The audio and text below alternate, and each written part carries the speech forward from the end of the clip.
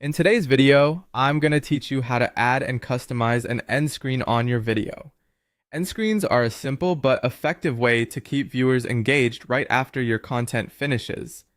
Instead of letting the video end with no direction, you can use that final moment to guide people toward another video, a useful link, or a short message.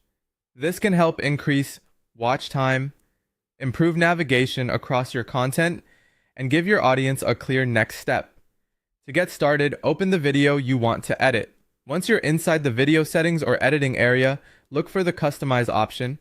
This is where you'll be able to adjust the ending experience for that specific video. Make sure you're editing the correct video before moving forward, especially if you manage multiple uploads, because the end screen will only apply to the one you currently have open.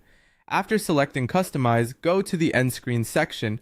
Here, you'll choose what you want viewers to see when the video finishes. Depending on the available options, you can set it to show a related video, add a link, or display a message.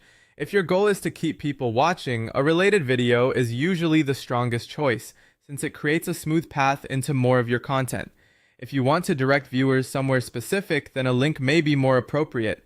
And if you simply want to reinforce a call to action or leave viewers with a final note, a message can work well. Take a moment to think about what best fits the purpose of your video. The end screen should feel relevant and helpful rather than distracting. A good end screen matches the topic viewers just watched and gives them a natural next step.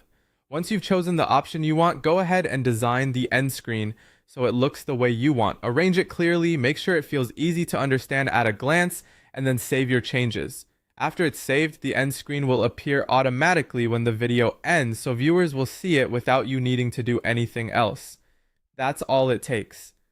Open the video, go to Customize, choose your end screen content, design it, and save it. With just a few quick adjustments, you can make the end of your video more useful, more polished, and more effective for your audience.